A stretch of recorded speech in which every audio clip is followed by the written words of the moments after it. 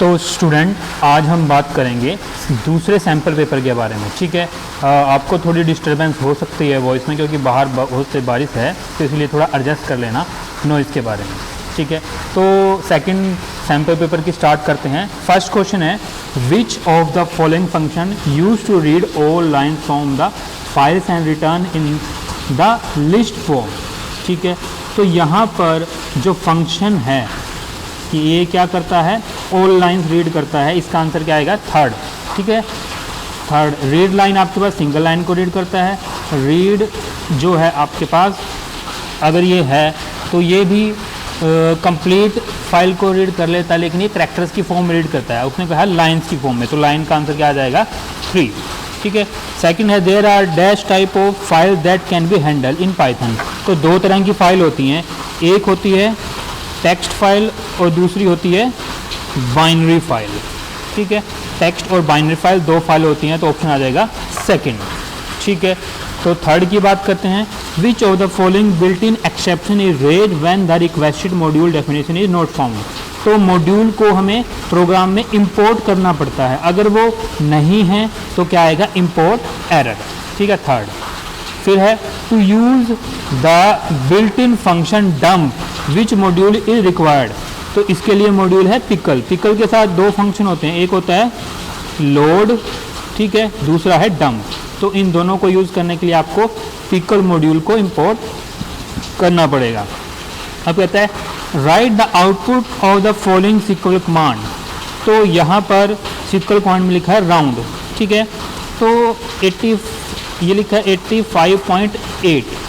ये अब देखें यहाँ पर लिखा है कि इसमें जो राउंड फंक्शन है, सेलेक्ट राउंड दिस, तो इसके आउटपुट क्या है, ये राउंड फंक्शन क्या आउटपुट देगा। तो आप देखें 85.85, ये जो पॉइंट है ना, अगर ये 8 है, ये है यहाँ पर, अगर ऐसे होता है 85.40, तो ये जो है यहाँ पर इस पॉइंट पर अगर 5 है या 5 से ज़्यादा है तो ये जो नंबर है ये बड़ा होगा। अगर यहाँ पर ये नंबर 5 से छोटा है, मान लो ये होता है 85.4, तो ये राउंड करने के बाद इसको बना देता 84। ये पिछली बैक साइड में चला जाता है, लेकिन अभी यहाँ पर क्या है, 0.8, मतलब 5 से बड़ा है, तो मतलब ये 85 को बना दे 86। ठीक है, आंसर आ गया 4। अब 6 कहता है, in general A file is basically collection of all related.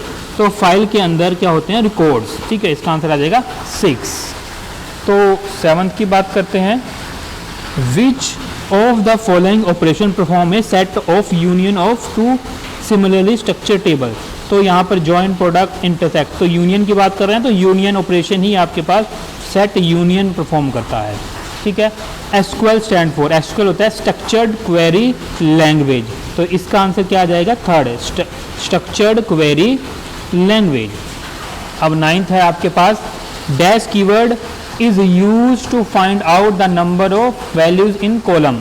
तो काउंट फंक्शन है, ये हमें नंबर ऑफ कॉलम देता है कि हमारे टेबल में कितने नंबर ऑफ कॉलम है, तो काउंट आ गया। ठीक है, इसका आंसर। अगला कहता है कि in the following SQL query what attribute should be taken as primary key. अब एट्रीब्यूट है customer ID, name, department, salary. तो कस्टमर आईडी जैसे स्टूडेंट आईडी होती है, उसका रोल नंबर, हर स्टूडेंट का रोल नंबर अलग होता है, तो प्राइमरी की भी क्या होती है, यूनिक होती है कि हर रिकॉर्ड के लिए उसकी वैल्यू अलग है। तो यहाँ पर कस्टमर आईडी जो है आपके पास प्राइमरी की बन सकती है। ठीक है, कस्टमर नेम, दो स्टूडेंट का नेम या कस्टमर का नेम सेम हो सकता है, ये नहीं बन सकती। डिपार्टमेंट का नेम भी सेम हो सकता है और दो बंदों की सैलरी भी सेम हो सकती है, इसलिए आंसर क्या आएगा, 2, कस्टमर आईडी आपके पास प्राइमरी की बन सकती है। ठीक है जी बात। उसके बाद हम बात करते हैं 11th की। 11th में ये कहता है, which of the following operation result all pairs of tuples regardless of whether they attribute value from two relation. तो अगर हमारे पास ये हम बात करते हैं, अगर हमारे पास ऐसे होता ना, ये अगर दो टेबल हैं मान लो, ठीक है, टेबल 1 इसके अंदर एट्रीब्यूट है A, B, C और ये है टेबल 2। ठीक है, इसमें है X, Y, Z। अगर हम इनकी ना T1 cross T2 Cartesian product लेते हैं ना, तो रिज़ल्ट में हमारे पास इसके attribute 2, 3, 4, 5 A B C X Y Z. अगर हम कार्टेशियन प्रोडक्ट करते हैं ना तब हमारे पास इसके एट्रीब्यूट भी आते हैं और इसके एट्रीब्यूट भी आते हैं रिजल्ट में, ठीक है। रिजल्ट क्रॉस प्रोडक्ट देगा ना तो रिजल्ट में इसके एट्रीब्यूट भी आएंगे, इसके भी, ठीक है। तो वो यही पूछ रहा है कि which of the following operation result all pair of tuples regardless of whether their attribute value from two relation. तो इसका आंसर क्या आ जाएगा? Cartesian product. तो कार्टेशियन प्रोडक्ट हमें सारे के सारे, मान लो इसमें record R1 R2 R3 R4 R5 R6, तो कार्टेशियन प्रोडक्ट में इसके भी आएंगे और एक्स्ट्रा भी आएंगे, ठीक है। सारे के सारे हमें रिकॉर्ड भी देगा और एट्रीब्यूट भी देगा, तो ये क्या आ जाएगा? कार्टेशियन प्रोडक्ट, ठीक है। अभी कहता है write the output of the following SQL command. यहाँ लिखा है सेलेक्ट सब स्ट्रिंग कंप्यूटर 3 4। तो सब स्ट्रिंग में क्या है? ये है स्टार्टिंग पॉइंट कि आपको अपनी आउटपुट में स्ट्रिंग कहाँ से स्टार्ट करनी है। ये है 3, मतलब कि कैरेक्टर नंबर 3, तो ये 1 2 3, ठीक है। तो यहाँ से स्टार्ट होगा और 4 का मतलब आपको कितने कैरेक्टर चाहिए, तो यहाँ से स्टार्ट है ना 3rd कैरेक्टर से, ठीक है। तो 1 2 3 4, तो एम पुट आना चाहिए आउटपुट में, ठीक है बात। तो यहाँ पर ऑप्शंस हैं आपके पास, ठीक है। एम पुट, तो आंसर क्या आ जाएगा? फर्स्ट, क्योंकि वो 3rd से स्टार्ट हुआ था और 4 कैरेक्टर आपको चाहिए थे। अगले की बात करता है all the nodes connected to a single coaxial cable in which of the following topology. तो आपके पास इस तरह से होती है बस, ठीक है, उसमें कंप्यूटर्स कनेक्टेड होते हैं, ठीक है। तो बस टोपोलॉजी में सिंगल कोएक्सियल केबल से सारे के सारे कनेक्टेड होते हैं, तो इसका आंसर क्या आ जाएगा? बस। अब the write the output the following SQL command. तो इसके लिए यहाँ पर ये जो लिखा है ना 15 पॉइंट, ये लिखा सेलेक्ट राउंड 15.857 -1। अब ये जो यहाँ पर -1 लिखा है ना, -1 का मतलब है कि जो पॉइंट से, ये पॉइंट है आपके पास, पॉइंट से पहले वाला डिजिट है ना, उसको चेक करना है हमें, ठीक है।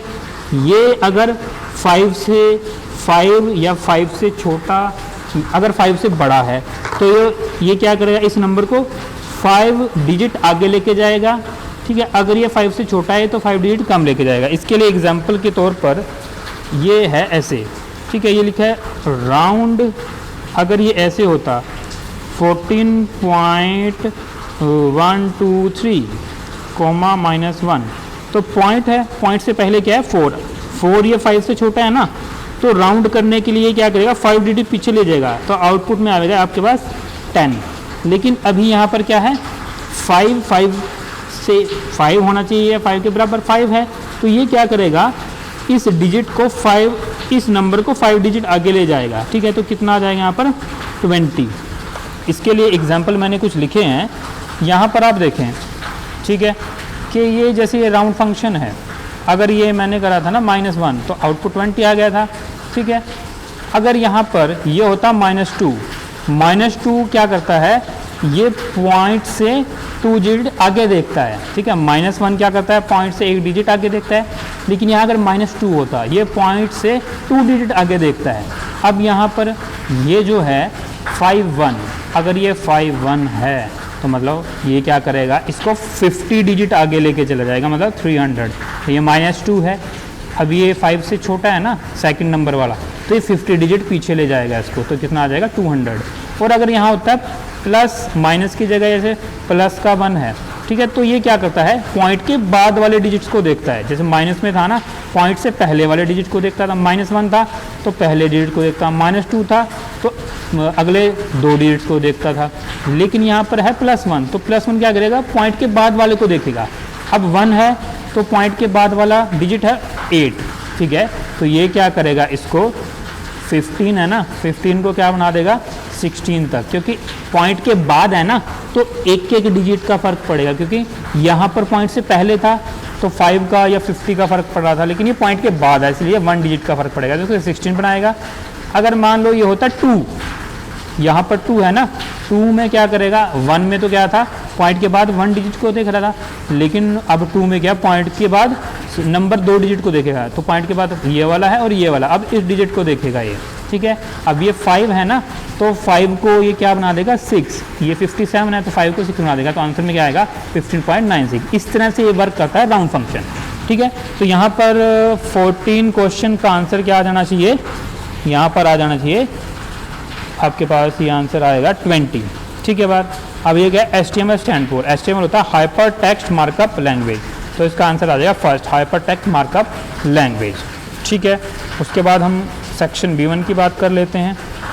सेक्शन B1 में कहता है which of the following statement are true when you open a file for a reading if the file does not exist error occur।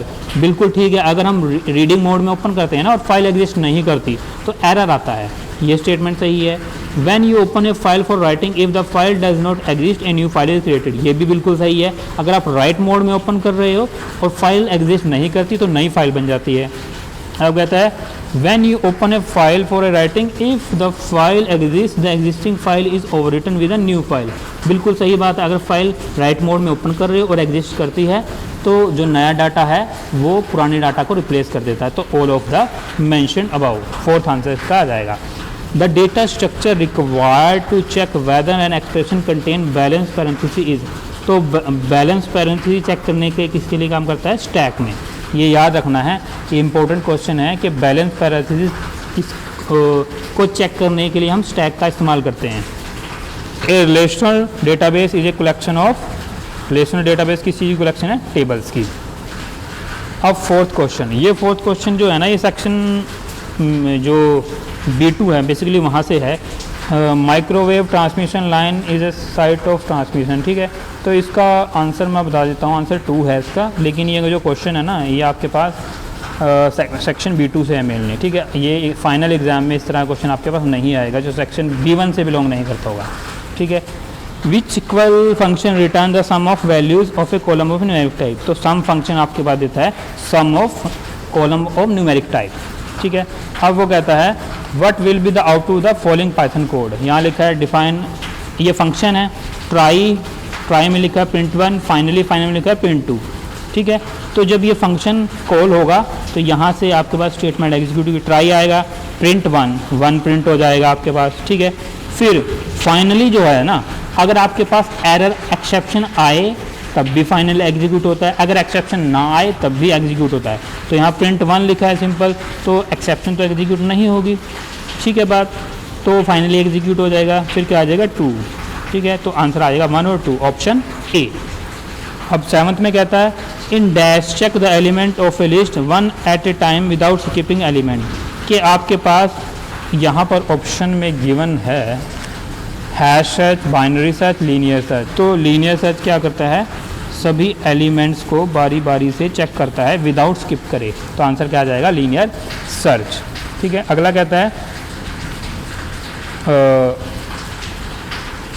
What will be the output the following Python code, यहाँ लिखा है try if 1, ये string है, ये 1 है string, numeric, ये numeric value है ना, ये स्ट्रिंग है, तो स्ट्रिंग और न्यूमेरिक इक्वल नहीं है। फिर उसके बाद यहाँ पर रेज, ये एरर हो जाएगा।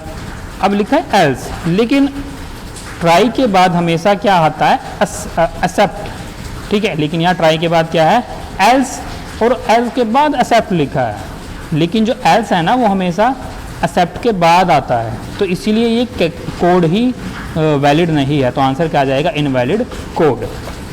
अब आपके पास 9th है रीड लाइन्स मेथड रिटर्न्स, तो जो रीड लाइन है ना वो आपके पास आउटपुट लिस्ट की फॉर्म में, ये जो स्क्वायर ब्रैकेट होती है ना ये लिस्ट को रिप्रेजेंट करते हैं, तो रीड लाइन आपके पास आउटपुट लिस्ट की फॉर्म में देता है, तो आंसर क्या आ जाएगा लिस्ट।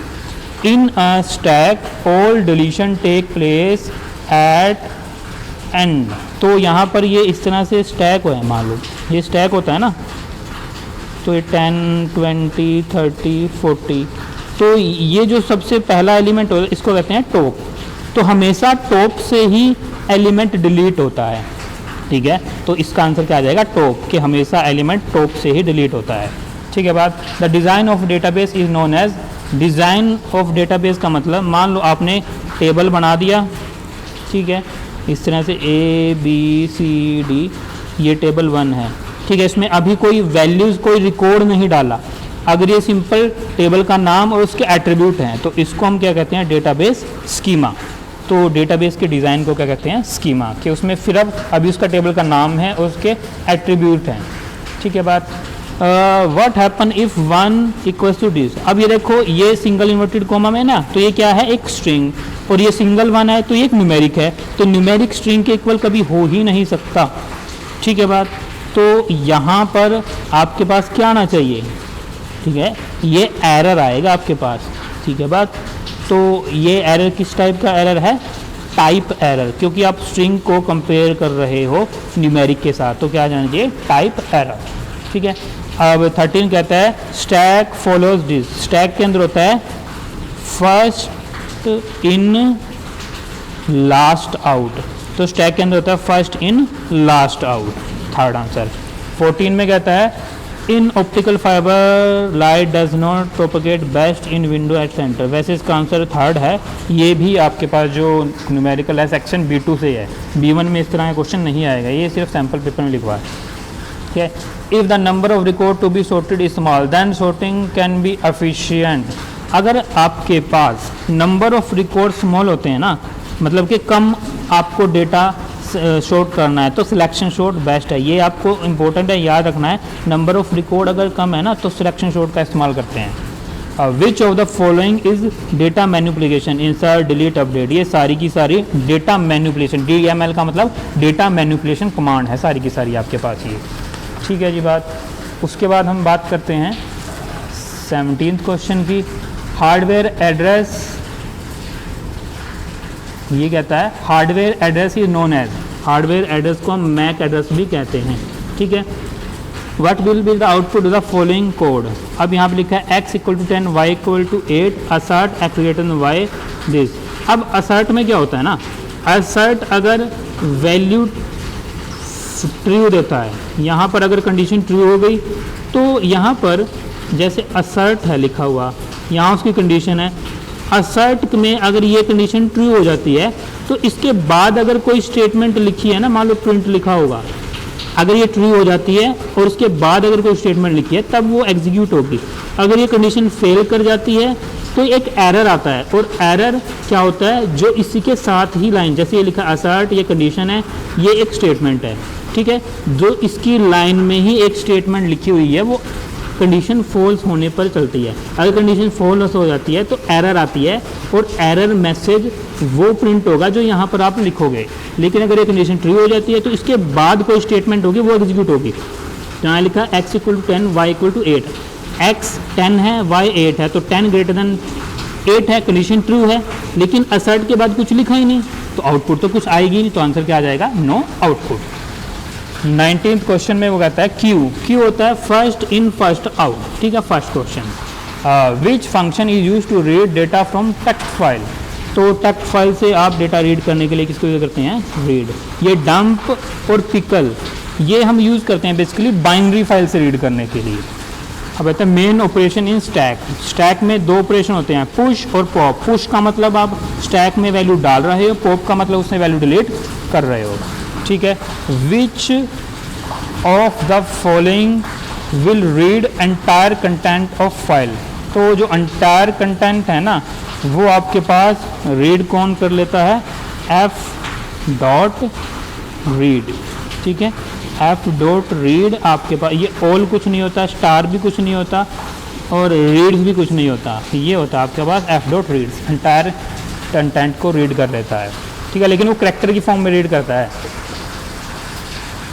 अब कहता है complexity of sorting algorithm measure dash as a function of the number of n item to be sorted.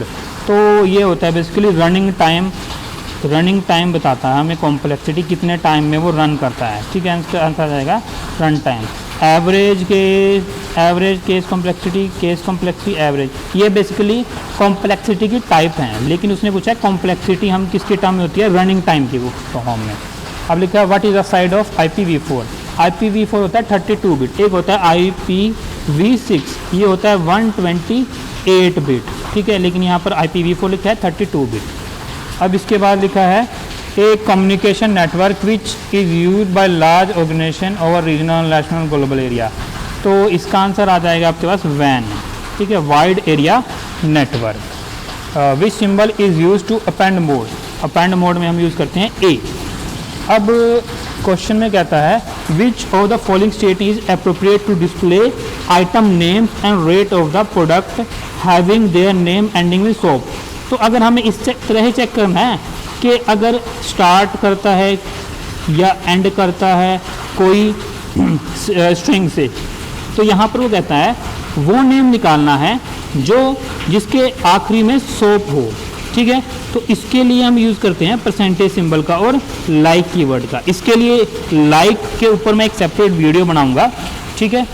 तो यहाँ पर लिखा है select item name rate from product where name like percent soap.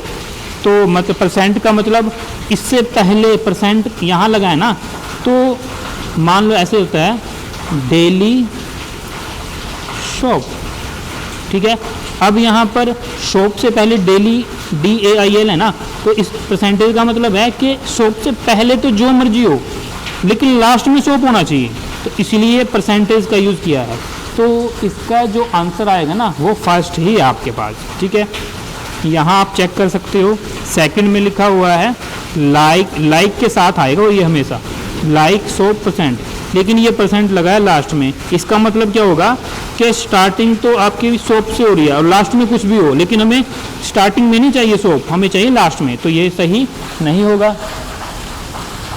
उसके बाद वो कहता है सेलेक्ट दिस लाइक, ये तो कुछ होता ही नहीं। ये अंडरस्कोर का मतलब है कि सोप के आगे सिर्फ एक ही वर्ड आएगा, लेकिन यहाँ पर एक नहीं कुछ भी हो सकता है। अंडरस्कोर का मतलब होता है एक सिंगल कैरेक्टर होना चाहिए, और ये लास्ट में सिंगल कैरेक्टर ये भी नहीं है, तो फर्स्ट ही इसका ऑप्शन है।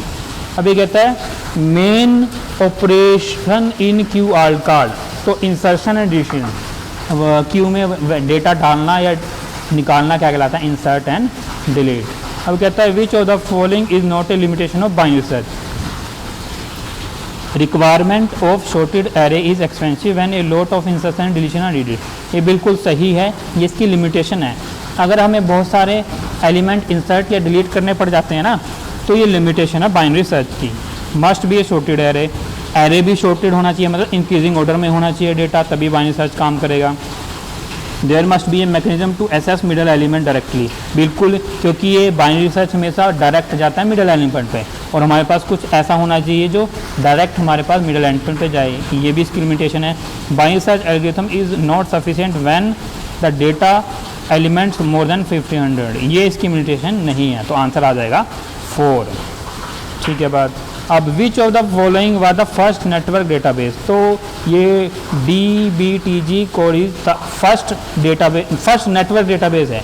इसकी फुल फॉर्म क्या है, इसकी फुल फॉर्म है, यहाँ पर आप देख सकते हैं कि जो लिखा हुआ है ना DBTG, ये आएगा डेटाबेस टास्क ग्रुप, और ये कोड CODASYL, इसका मतलब है conference on data system language, ठीक है। ये आप नोट डाउन कर लेना कि ये फर्स्ट नेटवर्क डेटाबेस है, ठीक है। बात उसके बाद आता है, ये आपके पास एक टेबल गिवन है, ठीक है। ये आपके पास एक टेबल गिवन है, ये स्टूडेंट का आपके पास टेबल है, इसमें स्टूडेंट ID एट्रीब्यूट है, नेम एट्रीब्यूट है, स्ट्रीम एट्रीब्यूट है, मार्क्स है और क्लास, ये एक सीक्वेंस में लिखे हुए हैं, और ये इसके अंदर रिकॉर्ड्स हैं, ठीक है। तो इसके बेस पे क्वेश्चंस बनाए गए यहाँ हमारे पास। ये कहता है command to select all science student from table, तो हमें क्या चाहिए, ऑल साइंस स्टूडेंट, तो मतलब हमें क्या चाहिए, सेलेक्ट स्टार फ्रॉम स्टूडेंट। ये क्या करेगी, ये कमांड हमारे पास जितने भी रिकॉर्ड हैं ना टेबल के अंदर वो सारे के सारे दे देगी, लेकिन हमें यहाँ पर आप देख सकते हैं साइंस के भी हैं, कॉमर्स के, ह्यूमैनिटी के, तो साइंस के भी हैं, ह्यूमैनिटी के भी हैं और कॉमर्स के भी हैं, ये सारे दे देगी, लेकिन हमें क्या चाहिए, सिर्फ साइंस स्टूडेंट, तो ये नहीं है इसका आंसर। Select stream from student where stream equal to science, हमें क्या चाहिए, ऑल रिकॉर्ड चाहिए स्टूडेंट का, लेकिन ये हमें सिर्फ क्या देगा, स्ट्रीम का नाम, ये क्वेरी हमें स्ट्रीम का नाम देगी, तो ये भी नहीं है। अब है select star from student where stream equal to science, ये बिल्कुल सही है, क्योंकि यहाँ लिखा है सेलेक्ट स्टार, हमें सभी रिकॉर्ड चाहिए, लेकिन वो रिकॉर्ड जहाँ पर स्ट्रीम इक्वल टू साइंस हैं, तो इस कंडीशन की वजह से स्टार हमें वही रिकॉर्ड देगा और सारे रिकॉर्ड देगा जिसमें स्टूडेंट हमारे पास साइंस के होंगे। ठीक है, मतलब यहाँ पर कौन कौन सा आ जाएगा आउटपुट में, एक तो ये रिकॉर्ड आ जाएगा, फर्स्ट रिकॉर्ड आ जाएगा पूरा, एक फोर्थ रिकॉर्ड पूरा आ जाएगा, एक फिफ्थ रिकॉर्ड पूरा आ जाएगा। मतलब ये पहला रिकॉर्ड, चौथा रिकॉर्ड और पांचवा रिकॉर्ड, पूरा का पूरा हमारे पास 3 रिकॉर्ड आ जाएंगे आउटपुट में इस क्वेरी की हेल्प से। ठीक है जी। उसके बाद ये कहता है व्यू और रिकॉर्ड अदर देन 12A, हमें 12A के नहीं चाहिए। ठीक है, तो ये क्या करता है, select distinct class from student, ये तो हमें डिस्टिंक्ट रिकॉर्ड देगा, मतलब कि यहाँ पर सारे ही रिकॉर्ड डिस्टिंक्ट हैं हमारे पास, ये सारे रिकॉर्ड दे देगी ये स्टेटमेंट हमें। अगला है select class from student where class not equal to science, ये आपके पास कोई सिंटेक्स होता ही नहीं, तो ये क्वेरी तो गलत है। अब ये कहता है select star from student where class not in, अब ये क्वेरी आपके पास सही है। ठीक है, ये जो इन है ना, लाइक, इन, बिटवीन, इन तीनों के ऊपर मैं एक सेपरेट वीडियो बनाऊंगा। तो इन का मतलब होता है कि मान लो इन में होता है आपके पास इन, यहाँ लिखा ना 12A, मान लो यहाँ पर और होता 12C, तो ये जितने भी मैच करते ना तो ये सारे हमें दे देता इनकी वजह से, लेकिन उसने कहा कि हमें वो नहीं चाहिए रैदर देन, मतलब सारे चाहिए रैदर देन, मतलब 12A वाले नहीं चाहिए, बाकी सारे चाहिए। तो इन क्या करता है यहाँ पर, ये ना अगर ये ऐसे होता इन, ठीक है, सिलेक्ट वेयर क्लास इन, इन का मतलब 12A, मतलब कि इन के अंदर 12A है ना, तो ये 12A वाले 1 2 3 ये सारे दे देता हमें 12A वाले, लेकिन अब इसके आगे हमने क्या लगा दिया, नोट। अब यहाँ पर क्या होगा कि जो 12A वाले नहीं होंगे ना वो आ जाएंगे सारे, मतलब एक रिकॉर्ड दूसरा आ जाएगा, तीसरा आ जाएगा और छठा, ये 3 रिकॉर्ड आ जाएंगे इस क्वेरी की मदद से। ठीक है बात। अब अगले क्वेश्चन में वो कहता है हमारे पास modify Aastha as, modify marks of Aastha as 80.5। अब हमें अपडेट करने हैं रिकॉर्ड, मॉडिफाई करने हैं मतलब अपडेट करने हैं। ठीक है बात। तो ऑल्टर हमें टेबल के चेंज करने के लिए होता है, ये नहीं चलेगा, ये भी ऑल्टर है, ये और ये तो है नहीं, क्योंकि मॉडिफाई करने के लिए हम यूज़ करते हैं अपडेट का। अब या तो ये होगी या ये होगी, लेकिन अपडेट, यहाँ देखिए अपडेट टेबल, लेकिन अपडेट क्वेरी के अंदर टेबल कीवर्ड नहीं आता, तो ये भी गलत है। तो क्या आ गया, update student set, update student set marks equal to this where name equals to Aastha. तो मतलब हमें स्टूडेंट के अंदर मार्क्स कितने कर देंगे 85.5, जहाँ पर नेम आस्था होगा। ठीक है, तो ये आ गया सेकंड ऑप्शन। अब ये कहता है delete record that belong to humanity stream. अब यहाँ पर डिलीट, यहाँ पर है ड्रॉप है, ड्रॉप है।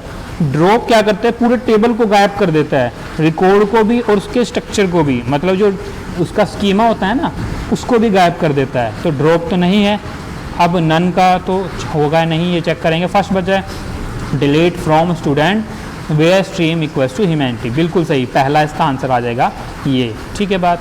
अब क्वेश्चन आ जाएगा आपके पास, लास्ट क्वेश्चन है आपके पास 35 क्वेश्चन।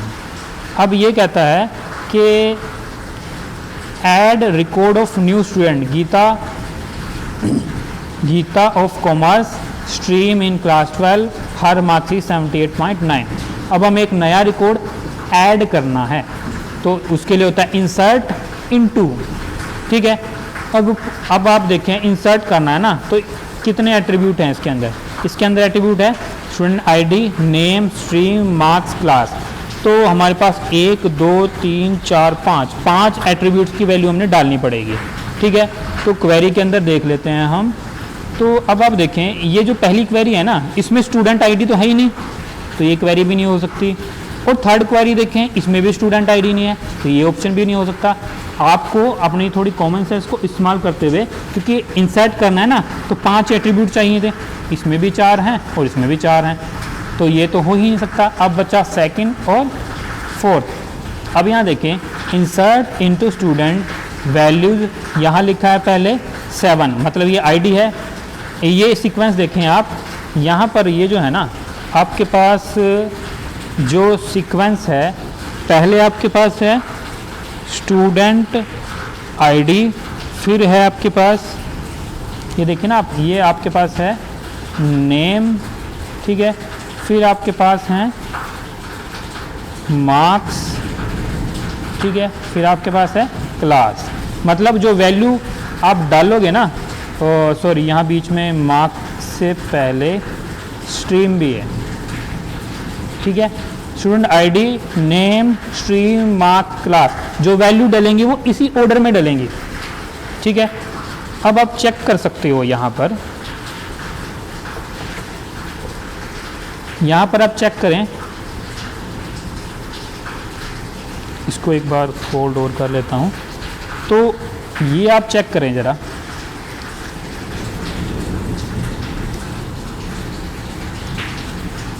यहाँ पर इंसर्ट इनटू स्टूडेंट वैल्यूज़ ये सही है, पहले आईडी बिल्कुल सही, आईडी होनी चाहिए, फिर नेम है, नेम ही होना चाहिए, फिर कॉमा स्ट्रीम है, स्ट्रीम ही होना चाहिए था, फिर मार्क्स हैं, लेकिन यहाँ पर इस क्वेरी में पहले लिख दिया इसने क्लास, लेकिन जब वैल्यू डलनी चाहिए पहले किसकी डलनी चाहिए, मार्क्स की, लेकिन पहले क्या आ गई क्लास, तो ये क्वेरी भी पॉसिबल नहीं है।